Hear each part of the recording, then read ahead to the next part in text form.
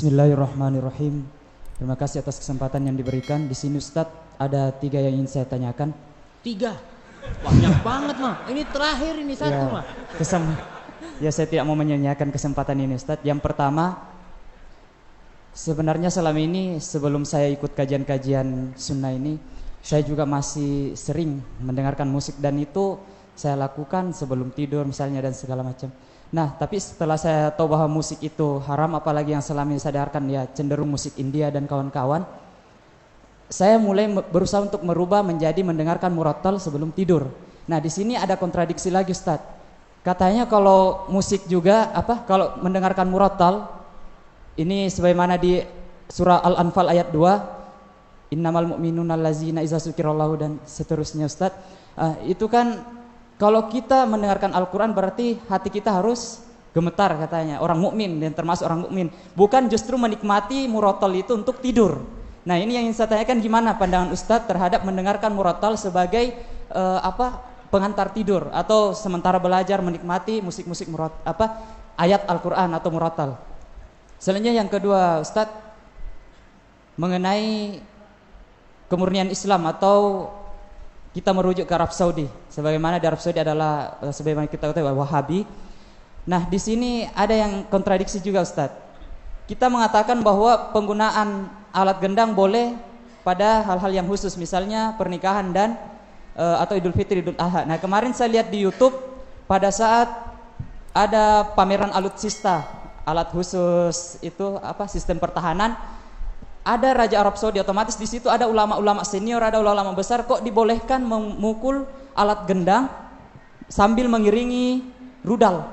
Saya lihat di YouTube, Ustaz. Nah, itu hukumnya gimana? Padahal di situ ada ulama-ulama senior yang mengerti akan hadis-hadis sahih, Ustaz. Nah, selanjutnya yang terakhir, Ustaz, kami kan di pendidikan ini kadang musik itu bagian dari kehidupan kami. Dalam artian setiap apel, setiap pasti kita akan menyanyikan lagu kebangsaan. Nah, yang saya tanyakan, bagaimana hukum menyanyikan lagu kebangsaan Ustaz? Padahal itu untuk menaikkan semangat kebangsaan kita. Nah. Ya, terima kasih. Assalamualaikum warahmatullahi wabarakatuh. Waalaikumsalam warahmatullahi wabarakatuh. Kasih hadiah dulu. Kasih. Kasih 5 Van. Tapi pertanyaannya banyak banget mah. Apa? Iya. Ya. Yang pertama apa yang pertama? Yang pertama itu murattal untuk murattal, iya. Allah Subhanahu wa taala mengatakan innamal mu'minuna alladzina idza dzukirallah wajilat qulubuhum wa idza tuliyat 'alaihim ayatuhu zadatuhum imana wa 'ala rabbihim yatawakkalun. Bagaimana kita mendengarkan Al-Qur'an sebelum tidur? Boleh enggak? Padahal kita ini kalau baca Quran seharusnya itu kita katakan, seharusnya kita terdetak hati kita ya, tambah iman kita. Tapi itu lihat kondisi kita. Kadang-kala imam baca Al-Fatihah, kita memikirin itu motor dah dikunci belum tuh. Imamnya baca Al-Fatihah, kita dengar suara imam itu. Kadang-kala memang tidak hadir kita di situ. Maka itu seharusnya dalam artian bagaimana kita ketika mendengarkan Al-Qur'an Karim kita hadir di sana, bukan berarti karena kita mah kok kurang khusyuk ya, matikan aja, enggak. Karena mudah-mudahan dengan kita dengerin terus, nanti lama-lama kehusyuan itu kadang-kala akan datang timbul kepada kita, nggak langsung.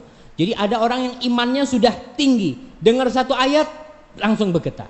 Tapi ada orang-orang yang imannya masih digiring ya, terus sampai puncaknya baru dia, ya Allah benar ya yang disampaikan oleh Allah Subhanahu Wa Taala itu, baru akan bergetar. Itu yang pertama. Yang kedua, bagaimana masalah rebana yang mengiringi lomba alutsista di Saudi, Ustaz. Nah, berkaitan dengan rebana aja ya. Kan kita katakan tadi, sebagian ulama membolehkan rebana itu selain pernikahan, selain Id, di acara-acara kebahagiaan. Model mereka membolehkan masalah khitanan, itu boleh, itu pendapat jumhur. Walaupun sebagian ulama mengatakan nggak boleh kecuali nikah sama Idul Fitri. Mungkin itu. Kalau dikatakan tadi mungkin ada ulama-ulama kok nggak menegur. Kadangkala yang namanya penguasa itu bukan kita mengatakan tidak menegur. Mungkin sudah ditegur tapi tetap aja. Kewajiban seorang ulama ketika melihat kemungkaran hanya memberitahu. Bukan memprovokasi umat. Yuk nih pemimpinnya nggak benar nih. Bukan. Kewajibannya seorang alim ulama itu memberitahu, mengasih tahu. Kalau sudah dia sampaikan, ya udah selesai tugasnya. Bukan dia kewajibannya untuk meluruskan dengan senjata, tidak. Bukan itu yang diperintahkan. Yang ketiga, Lagu kebangsaan, Ustaz. Hah? Lagu kebangsaan. Lagu Apel. kebangsaan. Lagu-lagu yang tidak ada unsur, kita katakan lagi, yang tidak ada unsur kesyirikan, tidak ada unsur pemujaan, tidak ada unsur kemaksiatan, secara umum itu boleh. Tapi kalau di situ ada unsur apa? Unsur kesyirikan, unsur kemaksiatan, apa saja lagunya, itu tentunya tidak boleh. Wallahu a'lam bishawab. Tapi mungkin ini perlu ditanyakan kembali kepada ustadz-ustadz yang lebih senior, apakah diperbolehkan lagu kebangsaan kita dibacakan? Kalau memang ingat tidak ada bertentangan dengan syariat, menurut hemat ana mungkin ana salah, nggak ada masalah. Tapi kalau ada unsur-unsur kesyirikan di sana, maka tentunya semuanya itu tidak boleh kita lakukan. Tanpa alat musik gimana, Ustaz? Tanpa musik tentunya tanpa musik ya, tanpa musik. Kalau sampai musik ya musiknya udah kita tahu masalah hukum musik itu. Jadi masalah lagu ini mungkin kita perlu ada kajian nanti selanjutnya tentang masalah lagu khusus gitu ya. Wallahu a'lam bishawab. Ustaz, ini mungkin pertanyaan pamungkas dari akhwat Ustaz. Ustaz, saya pernah bermimpi. Di dalam mimpi itu isinya ada yang berkata seperti ini. Janganlah kamu dengarkan musik karena lirik dan syairnya melalaikan dan datangnya dari syaitan. Bagaimana Ustaz sebagai saya yang bermimpi seperti itu menyikapi hal tersebut? Nah, subhanallah. Mimpi. Insyaallah semua pernah bermimpi. Mimpi itu ada yang bermakna. Ada mimpi yang hanya bunga tidur, yang tidak ada maknanya. Ada mimpi-mimpi yang di dalamnya ada nasihat-nasihat. Bahkan ada sebagian orang yang bermimpi bertemu dengan Rasulullah sallallahu alaihi wasallam. Bagaimana sikap kita menyikapi mimpi-mimpi nasihat, mimpi-mimpi petuah? Itu pada hakikatnya karunia Allah buat kita. Maka terimalah petunjuk dari Allah yang lewat mimpi selama tidak bertentangan dengan agama kita. Nanti dapat lagi mimpi, Ustaz, ana mimpi lain Ustaz, katanya musik itu halal. Ente dengarkan gitu kan. Wah, ini mimpi yang mana yang mau diikutin? Jadi intinya mimpi itu yang sesuai dengan agama itulah yang kita ikutin. Tapi kalau tidak sesuai, ya wallahu a'lam bishawab. Baik, nampaknya tadi pertanyaan terakhir dari akhwat juga dan ikhwan juga. Mohon maaf, mungkin waktu juga kita yang sangat sempit sekali. Mungkin Ustadz ada rangkuman Ustadz buat audiens. Nah, bismillah wassalatu wassalamu ala rasulillah. Kembali kita mengkaji sebagai seorang muslim.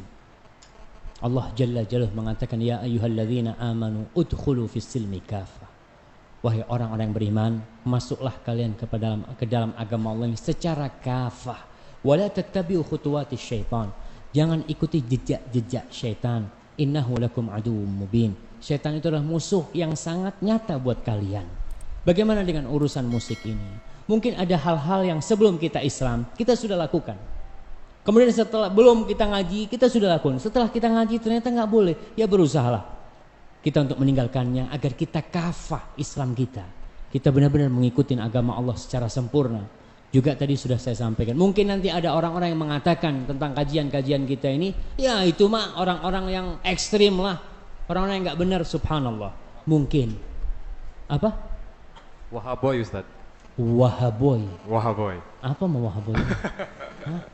Lakop-lakop Ustaz.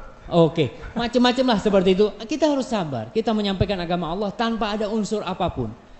Dan itu kewajiban kita. Ikut gak ikut, ya kita doakan. Semoga dia mendapatkan hidayah dari Allah Subhanahu Wa Taala. Dan tetap kita harus santun. Tadi kita bacakan tentang perkataan ulama masalah menghancurkan alat-alat musik. Ingat, menghancurkan alat-alat musik itu adalah tugas Hay'ah Amar Ma'ruf Nahi Munkar. Kalau kita punya mungkin di negara-negara Islam itu adalah polisi yang ditugaskan untuk mencegah kemungkaran itu. Mereka lah yang bertugas. Jadi jangan antum keluar dari sini masuk rumahnya tetangganya. Enggak lah ya. Ke toko musik Ustaz ya. Gimana? Ke toko musik ngancur-hancurin gitu ya. Enggak. Tetap ud'u ila sabili rabbika bil hikmati wal mau'izatil hasanah wajadilhum billati hiya ahsan. Ajaklah mereka kepada jalan Allah dengan hikmah, dengan nasihat-nasihat yang baik, dan dengan dialog yang dengan cara lebih baik pula. Semoga Allah memberikan hidayah kepada mereka. Dan yang kita sampaikan itu adalah pendapat ulama-ulama besar. Bukan pendapat ana, bukan pendapat teman-teman, bukan pendapat ustadz-ustadz. Itu pendapat Imam Syafi'i, pendapat Imam Malik. Imam Malik ini pernah ditanya, Imam Malik itu di kampungmu orang-orang pada main musik. Dipikirnya Imam Malik membolehkan musik. Apa kata Imam Malik? Innama yaf'aluhul fusaq minna. Yang berbuat itu orang-orang fasik. Di kampung kita ada memang, tapi yang berbuat itu siapa? Orang-orang nggak benar. Bukan itu pendapat Imam Malik, pendapat Imam Ahmad, Imam Abu Hanifah, kemudian kita lihat Imam Bukhari, Ibnu Hibban, Al-Ismaili, Imam Nawawi, Ibn Salah, kemudian Ibnu Hajar Al-Asqalani, terus itu yang bisa Ana sampaikan. Kalau Ana yang Ana sampaikan benar itu dari Allah Jalla Jalaluhu. Kalau salah dan kurang berkenan itu dari diri Ana, Allah dan Rasulnya terbebaskan dari kesalahan itu. Wassallallahu ala nabiyina Muhammad wa ala alihi wasallam.